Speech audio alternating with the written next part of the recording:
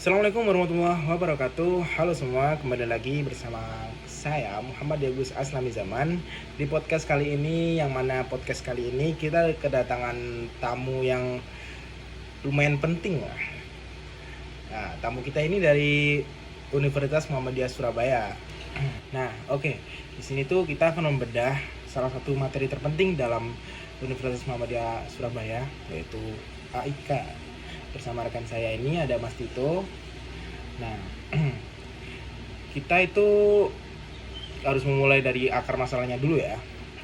Kenapa sih Islam itu butuh pemurnian dan juga pembaharuan? Nah, gimana tanggapannya Mas? Halo semua, namaku Tito. Senang bisa bertemu dengan kalian semua ya. Wah, pertanyaan yang bagus. Kalau kita lihat dari apa yang kita pelajari, sejarah peradaban Islam itu kadang naik, kadang juga turun. Karena ada masa kejayaan, tapi juga ada masa kemunduran karena stagnasi pada masa peradaban waktu itu. Nah, benar sih, apalagi di Nusantara kita menemukan corak tasawuf falsafi di Aceh pada abad ke-17 tentang tokoh-tokoh seperti Hamzah Fansuri dan juga Syamsuddin Sumatrani, yang mana mereka tuh menyebabkan konsep wihdatul wujud, kesatuan wujud Tuhan dan alam, yang seringkali membuat ajaran Islam itu tercampur dengan kepercayaan lokal. Nah, benar, corak ini tuh memang memudahkan Islam diterima secara kultural, tapi juga menjauhkan umat dari sumber otentik Al-Quran dan juga Sunnah. Inilah yang membuat pemurnian dan juga pembaharuan itu menjadi keharusan. Nah, maka dari kebutuhan tajdid itulah di Yogyakarta pada tahun 1912 lahirlah sebuah gerakan besar. Nah, tepat banget.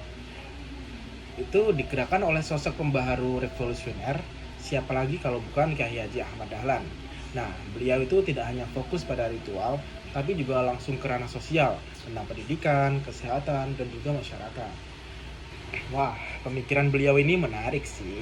Beliau melihat kondisi umat yang banyak TBC, tahayul, bid'ah, dan juga khurafat. Gerakan beliau itu bukan hanya membersihkan, tapi juga memajukan.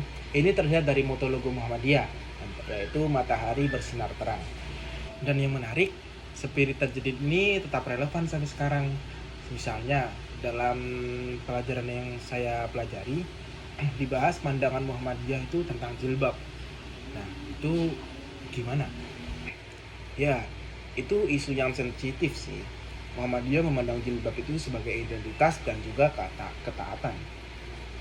Tapi kita lihat penegasan refleksi di kala kita belajar waktu itu, yang mana peraturan yang memaksakan siswi berjilbab itu adalah kurang tepat. Tapi tujuannya apa? Apakah agar jilbab menjadi pilihan pribadi yang didasari kesadaran dan keikhlasan?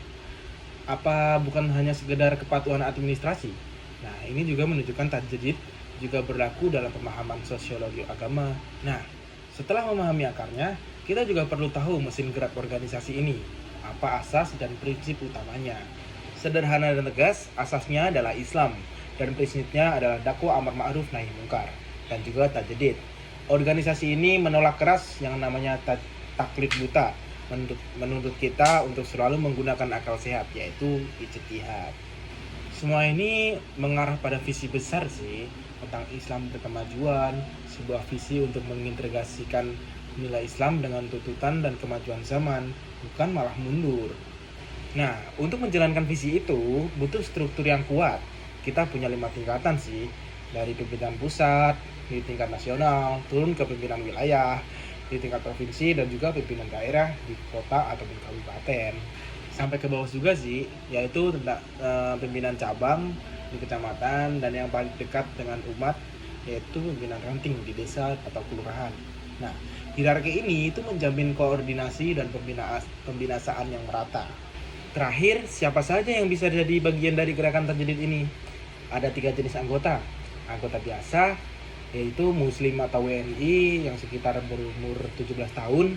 Ada juga anggota luar biasa, yaitu muslim tapi usianya di bawah 17 tahun atau belum menikah. Dan bahkan ada anggota kehormatan. Anggota kehormatan ini menarik sih. Mereka bisa non-muslim loh, asal memiliki jasa besar atau keahlian khusus yang dibutuhkan Muhammadiyah. Nah, ini menunjukkan tentang semangat inklusif. Jadi, bisa kita simpulkan bahwa materi waktu kita bahas itu ini bukan sekedar sejarah, melainkan ini adalah landasan filosofis kita sebagai kader Muhammadiyah. Benar sekali, Muhammadiyah adalah gerakan yang selalu berpegang teguh pada pemurnian ajaran Islam sih, sekaligus mendorong pembaharuan dan kemajuan di segala aspek kehidupan. Memahami tajdid adalah kunci kita untuk menjadi mahasiswa PAI yang responsif dan juga berkontribusi nyata pada umat dan bangsa. Oke, mungkin cukup kali ini aja sih podcast kali ini. Kami harap review tadi bisa membantu teman-teman untuk belajar. Sampai jumpa di episode selanjutnya. Assalamualaikum warahmatullahi wabarakatuh.